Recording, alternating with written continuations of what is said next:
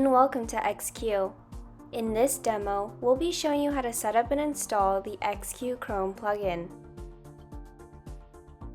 To install the XQ Google Chrome extension, go to www.xqmsg followed by clicking Products. In the drop-down menu, select Chrome.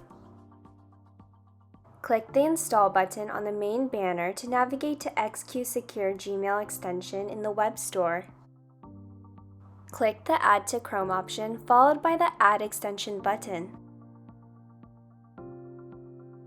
In order to complete the setup, navigate to your Gmail account and XQ Message should now appear in your Mail menu.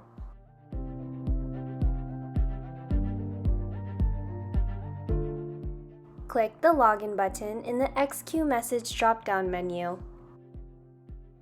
Click Next, followed by clicking the Understood button.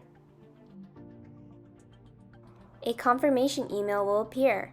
The email will be titled XQ Temporary Credentials, so be sure to check your spam or junk mail if you do not see this confirmation email in your main inbox. Open this email and click the Confirm Your Account button. You are now ready to send quantum security encrypted messages and files using the XQ Chrome plugin.